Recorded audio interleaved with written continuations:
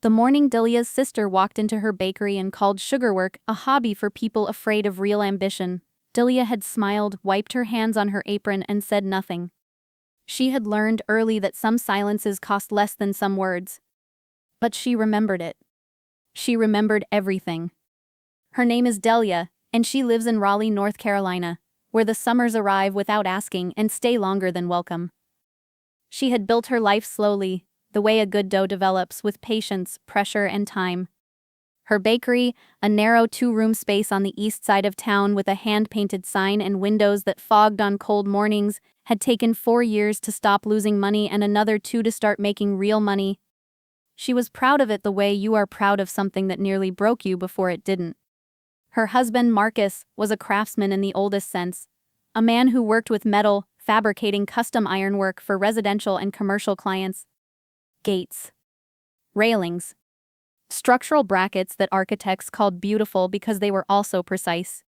He had apprenticed under an old metalworker named Garrett, a broad-shouldered man with a workshop full of tools and a reputation that preceded him across 3 counties. Marcus had expanded on everything Garrett taught him, adding a quiet perfectionism that made his clients return and refer. In their neighborhood, people recognized his name before his face. He had a way of solving problems with his hands that made engineers feel slightly embarrassed. Delia had met Marcus on a ridiculous afternoon in a hardware store parking lot when a shelf she had badly overloaded collapsed and scattered $200 of baking supplies across hot asphalt. He was loading copper tubing into a truck nearby. He didn't laugh, or rather he laughed only briefly before crouching down to help her collect everything, and then he helped her rig the shelf properly before she even asked. She married him 3 years later, and considered the collapsed shelf one of the better things she had ever built poorly. Her older sister Renata was the kind of woman who entered rooms like she expected applause. A corporate attorney at a firm with a downtown address and a lobby that smelled like ambition, she had spent most of her adult life performing a version of success, so polished it had become her personality. Her husband Conrad was a cardiovascular surgeon, handsome, charming at dinner parties, less present everywhere else. They drove a car that cost more than Delia's first lease agreement and spoke about their social calendar the way other people speak about oxygen. Growing up, Renata had been the acknowledged star. Perfect grades, debate trophies, the daughter their parents bragged about at every gathering. Delia had been quieter, more interested in the slow chemistry of fermentation than in performance. She had not minded the shadow, mostly. But she had noticed, more as an adult than as a child, that Renata needed the shadow to exist, needed someone standing in it. The bakery's contract with the Magnolia House, a boutique event venue that hosted weddings and private dinners across the Research Triangle, had been Delia's largest account. Custom wedding cakes, dessert tables, small batch pastries for their weekend events. It represented nearly a third of her annual revenue, and more importantly, it had given her credibility. Venue clients came with budgets and networks. One good referral from Magnolia House was worth a dozen cold inquiries. Renata had come into the bakery unannounced on a Tuesday, clicking across the tile floor in heels that were entirely inappropriate for a space where flour lived on every surface. She had looked around with an expression that tried to seem impressed but landed somewhere closer to tolerant. "Still doing the cake thing," she said. It was not a question. "I just renewed with Magnolia House," Delia told her. Their full spring season. Something moved across Renata's face, there and gone, a fish below the surface. "Right," she said. "Conrad and I were just talking about presentation standards. Corporate event catering is a different world. Not everyone can make that transition." She touched an edge of a sample album with 2 fingers like she was handling evidence, and left 20 minutes later with nothing purchased and several things implied. 2 weeks after that visit, Delia received a call from the venue coordinator at Magnolia House. Apologetic, brief, carefully worded. They were reconsidering their vendor arrangement for the season. No specific reason given. Delia had learned in 4 years of running a small business that no specific reason always meant a specific reason that someone didn't want to say out loud. She called Petra, her contact at the venue, a woman Delia had worked beside at 2 charity events and trusted accordingly. Petra's voice was careful on the phone. Someone had called the venue's director of events. Said there had been complaints about consistency. Said the account had become a liability because of the family connection. She had also forwarded photographs, blurry and poorly lit, claiming they documented recent work. They were not your work, Petra said quietly. I knew immediately. The replacement the caller had suggested was a new vendor. A woman named Gwen who had recently started a dessert business out of her home kitchen, trying to build something for herself and her daughter after a difficult few years. Dalia sat in the back of her bakery that evening after closing, not crying because she was too controlled for crying in the moment and too angry. The anger was the cold kind, which is worse. Marcus found her there when he came home, still carrying the smell of metal and heat treatment. He sat beside her and listened completely.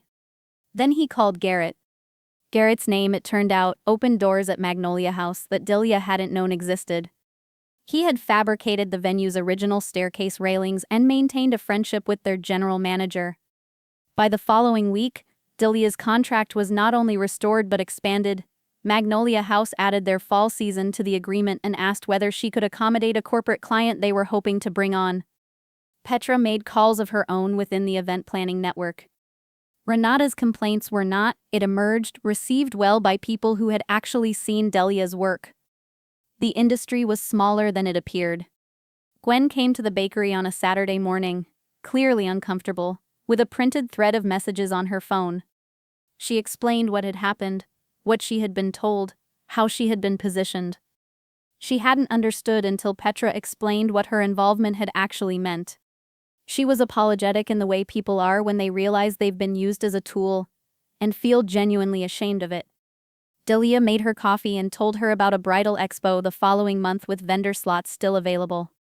3 weeks after that, the family's annual summer cookout arrived, a tradition at their uncle's property outside of Raleigh, with a long table under old oak trees and a grill that ran from noon to dark.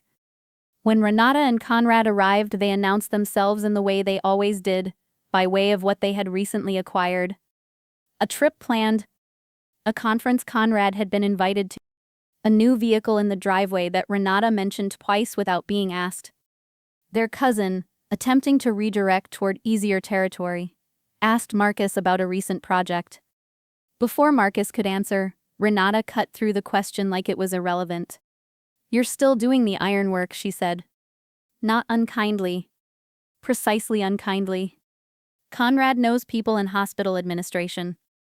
There might be something more structured available, if you ever wanted a change. The table stilled. Marcus set down his fork with the care of a man who has decided what he is and isn't going to do. I appreciate that, he said evenly.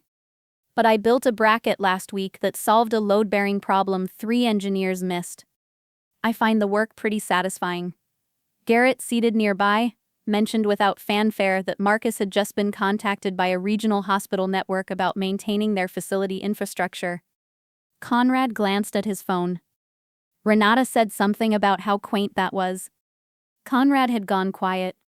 Later, while people moved toward dessert, Renata announced they had to leave early. Surgery in the morning. Responsibilities. She said it the way people do when they mean, we matter more than this. The SUV started, moved 3 feet and produced a sound like something giving up. It lurched forward once, then stopped. Conrad got out, looked underneath and said nothing useful.